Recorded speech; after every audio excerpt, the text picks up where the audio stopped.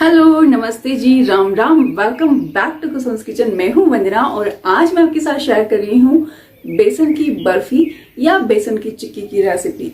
बेसन की बर्फी या चिक्की की रेसिपी वैसे तो मैंने आपके साथ बहुत सारी बार शेयर की है और हर बार आपने मुझे बहुत प्यार भी दिया है। पर आज की जो चिक्की है ना, एक तो दिवाली है इसलिए स्पेशल है, दूसरा बहुत सॉफ्ट बनेगी, बहुत दिनों तक स्टोर भी कर सकते हैं और बहुत जूसी भी बनेगी और एकदम पीसेस में परफेक्ट शेप में भी कट किया। अगर बिना फेल हुए इसे बनाना चाहते हैं तो आप मेरी इन चीजों को फॉलो करिए और अच्छे सी बेसन की बर्फी बनाएंगे। सबसे पहले मैंने यहाँ पर 400 ग्राम घी लिया है। इसी घी से हम सारी प्रोसेस करेंगे। तो यहाँ से मैं थोड़ा सा घी अलग से निकाल के रखी हूँ जो कि 40 ml है और एक कटोरी में रखा है आपका दूध, ये भी 40 ml है और ये है 500 ग्राम बेसन, जो नॉर्मल बेसन है वो यूज़ करेंगे। Yeah, busy preparing for Diwali. Happy Diwali to all of you.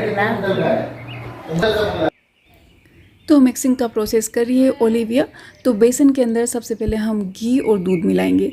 इसे कहते हैं मोयन लगाना। अलग अलग जगह अलग अलग बोला जाता है। मैं लगा रही हूँ इसके अंदर मोयन।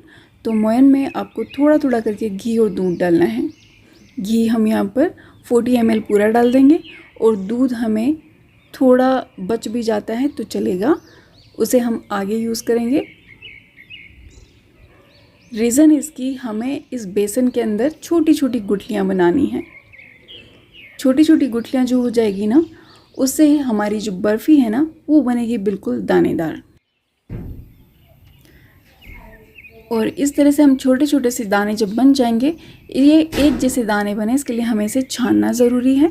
तो छानने के लिए हम छलनी में इसे छान लेंगे। थोड़े से मोटे छेद वाली छलनी ले और उसमें हम इसे छान लेंगे। सारे दाने जब क्रिएट हो जाएंगे और उसके ऊपर जब बच जाता है ना, तो इसे आप दबा दबा करके छानेंगे तो ये अच्छे से छन जाएगा।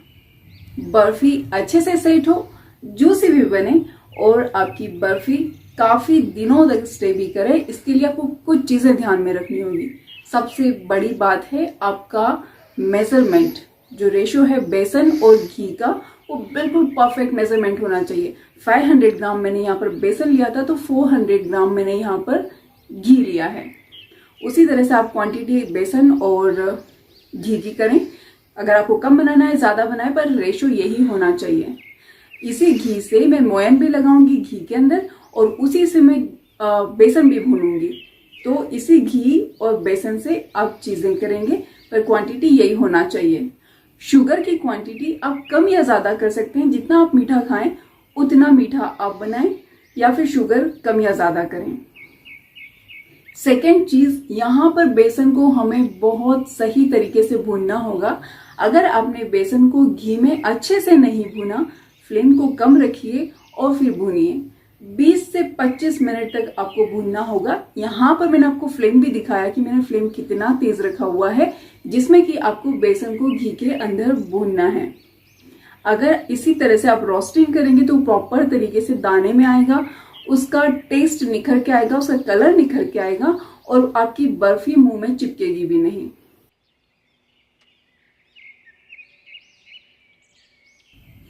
आप इसे कंटिन्यू चलाते हुए भुनें।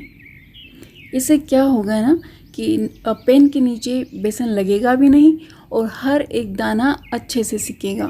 अच्छे से भुनना और अच्छे से सिकना बहुत ज़रूरी है।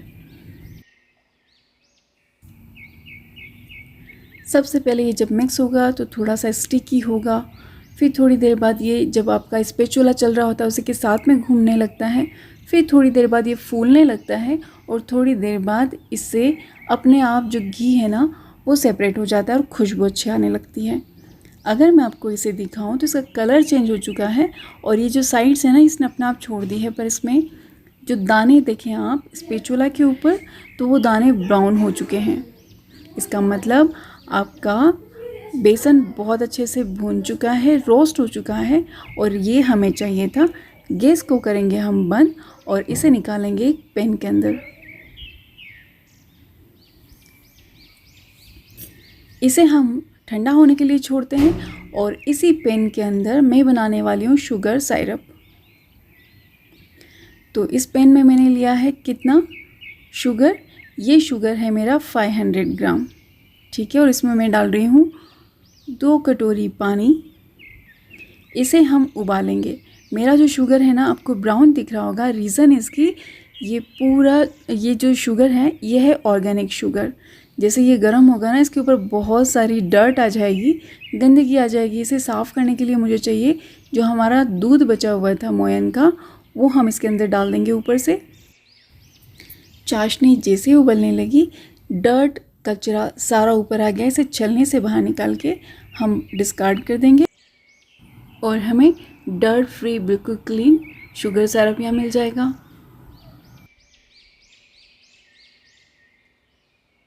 तीसरी चीज़ आपकी चाशनी या शुगर सिरप। शुगर सिरप 2 तार की चाशनी वाला होना बहुत ज़रूरी है। अगर आपकी चाशनी कड़क हो गई, 2 तार से ज़्यादा की हो गई तो उसे आप ठीक कर सकते हैं, पर अगर आपकी चाशनी ढीली रह गई या फिर 2 तार से कम रही तो आपकी जो बर्फ़ी है ना वो कभी भी सेट नहीं होगी। तो इन चीज़ों को आपको ध्यान में रखते हुए आपकी बर्फ़ी बनानी है। बहुत ही बढ़िया वाली बर्फ़ी बनेगी जैसे कि मेरी बनी है। ये बर्फ़ी अगर आपने एक बार बना ली तो आप कभी भी इसमें फेल नहीं होंगे। चलिए तो हम बनाते हैं ये बर्फ़ी। यहाँ चाशनी में मैं डाल रही हूँ 2 पिंच 2 चुटकी ऑरेंज फूड कलर, बिल्कुल ऑप्शनल है। अगर आप चाहें तो डालें, नहीं चाहें तो भी आपकी बर्फ़ी बहुत अच्छी बनेगी। देन दिस इज़ इलायची या कार्डमम पाउडर। ये मैंने डाला है यहाँ पर 5-6 इलायची को कूट के डाला था और थोड़ा सा यहाँ पर मैंने जायफल को घिस के डाला है। जायफल भी अगर आपके पास है तो डालें, ना है तो मत डालिएगा, फ्लेवर बहुत अच्छा आता है इसलिए हमने इसमें डाला है। बट इलायची मस्ट है, इलायची आपको ज़रूर डालनी है। अब हम चाशनी को फिर से चेक कर लेते हैं। गाढ़ी होने लगी थी तो यहाँ पर हम देख रहे हैं कि इसमें 1.5 तार तो बन रहा है। अगर ये थोड़ा सा ठंडा हुआ ना तो ये 2 तार हो जाएगा। तो गैस को हम बंद करते हैं और शुगर सिरप को मिलाते हैं हम। बेसन जो हमने रखा हुआ था, ये जो बेसन है ना इसे मैं बीच बीच में चेक कर रही थी, यानी कि चला रही थी। ये अच्छे से ठंडा हो गया है और चाशनी हमारी काफ़ी गर्म है। इमीडिएटली जैसे आप इसके अंदर डालेंगे ये फटाफट से गाढ़ा हो जाता है, इसलिए आपको ये प्रोसेस बहुत फास्ट करना है।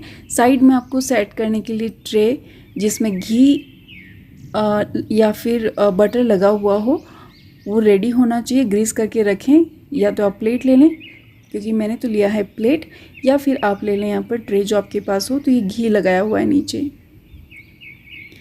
गरम है तो आप इसे फटाफट से सेट कर पाएंगे और इसे टाइम नहीं लगेगा। आप देख रहे हैं ना ये सिर्फ 2 से 3 मिनट में इतनी गाढ़ी हो चुकी है। आप फटाफट से इसे सेट कर लें। जब तक ये गर्म है ना तब तक ये शेप ले लेगी। आप किसी स्पून की हेल्प से, स्पैचुला की हेल्प से या फिर किसी कटोरी की हेल्प से इसे दबाते हुए सेट कर लें। ये थोड़ा सा जब गुनगुना हो जाएगा ना तो आप इसे हाथ से भी इस तरह से सेट कर सकते हैं। गार्निशिंग के लिए यहाँ पर मैं पिस्ता का यूज़ कर रही हूँ। आप चाहें तो बादाम, पिस्ता कुछ भी गार्निशिंग के लिए यूज़ कर सकते हैं। सिल्वर पेपर है तो उसका भी यूज़ कर सकते हैं। और इसे थोड़ा सा अगर हम दबा देंगे तो ये भी इसके अंदर सेट हो जाएगा। अभी भी ये थोड़ा सा गर्म है तो इसी टाइम ये काफ़ी अच्छे से सेट हो चुका है।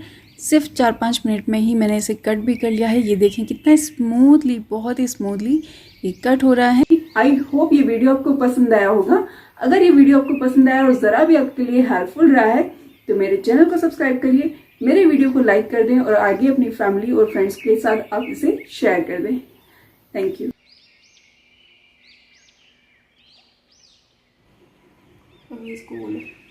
और फ्रेंड्स, आप सभी से एक स्पेशल रिक्वेस्ट है। कई बार हम घर में खाना बनाते हैं और खाना बच जाता है, बाद में हम उस खाने को डस्टबिन में फेंक देते हैं। प्लीज कभी भी ऐसा मत करिए। हमेशा अपने आसपास उन लोगों को जरूर देखें जिन्हें उस खाने की जरूरत है और कोशिश करें वो खाना उन तक जरूर पहुंचे। क्या पता आपकी वजह से किसी की दिवाली अच्छी हो जाए, किसी की रात अच्छी कट जाए या कोई अच्छे से सो पाए। Thank you.